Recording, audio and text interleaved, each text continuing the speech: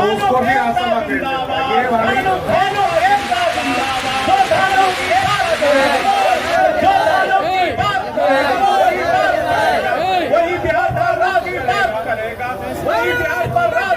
इस पूरे बिहार की संरचना और बिहार का जो गौरवशाली इतिहास था उसको कलम से बताने का काम किया।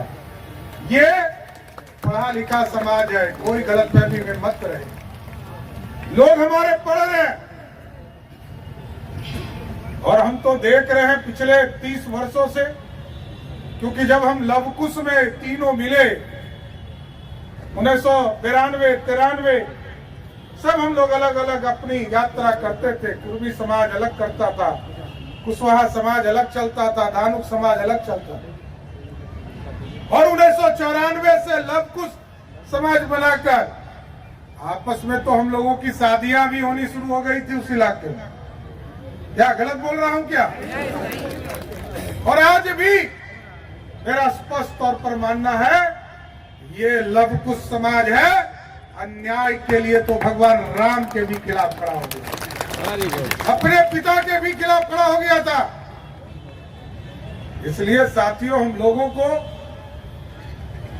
पूरी तरह बलराम मंडल जी के माध्यम से धानुक अधिकार सम्मेलन का आज आयोजन किया गया। सभी साथी हम लोग आए और हमारा जो गौरवशाली इतिहास है इसको हम भूल नहीं सकते। और आगे के दिनों में जो आपकी मांगे हैं इसको जरूर मैं आश्वस्त करता हूं कि माननीय मुख्यमंत्री जी से तीनों मांगों पर गंभीरता पूर्वक विचार कराने का ऐसे सम्मान करने के लिए और तीनों घोषणाओं को सबूत रूप देने को। इसके साथ साथ मैं रामशंकर जी के एक बात से बहुत पूर्ण रूप से समर्थक हूं। मूर्ति एक जगह पर लग सकता है, शहीद का दर्जा एक जगह पर हो सकता है, लेकिन मैं पूर्ण रूप से कहता हूं बाबा साहब भीमराव अम्बेडकर के जिस तरह मूर्तियां लग रही है शहीद रामफल मंडल जी को हम इतनी मूर्ति अपने गांव और इलाके में लगाए कि वो स्वयं शहीद के दर्जे में आ जाए एकदम।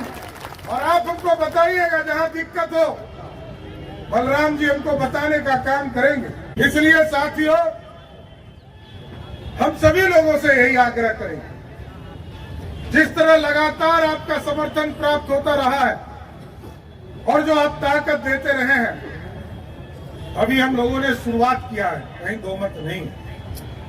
सुरेंद्र मेहता जी विधायक के तौर पर दूसरी बार आए, राज्यसभा के तौर पर शंभू शरण पटेल जी को भेजने का काम किया गया। और आगे के दिनों में भी लोकसभा और विधानसभा में भी आपको ये जरूर स्पष्ट करता हूं कि धानुक समाज के अधिकार को देने का काम भारतीय जनता पार्टी। ये समाज एक मजबूत स्तंभ है और ये एनडीए जो है ये कोई एक परिवार की पार्टी नहीं है साथी। मुख्यमंत्री भी एक ही परिवार लालू जी ही बनेंगे। लालू जी हटेंगे तो उनकी पत्नी मुख्यमंत्री हो जाएगी और जब पत्नी हटेगी तो बेटा जो पानी ढोता था क्रिकेट में उसको उप मुख्यमंत्री बना दिया जाएगा। और फिर जब दूसरा बेटा जो हरे कृष्णा हरे राम करता है उसको मंत्री बना देता है। और उसके बाद जब बेटी हार जाती है तो उसको भी राज्यसभा भेज देता है। ये वाली हम लोग एनडीए नहीं है। हम लोगों में तो हमको भी पता नहीं था कि हमको उप मुख्यमंत्री बनना है। यहाँ शंभू शरण पटेल जी बैठे, इनको भी पता नहीं था कि हमको राज्यसभा जाना। ये तो कह रहे थे कि हमको एमएलसी बन जाते तो ठीक था।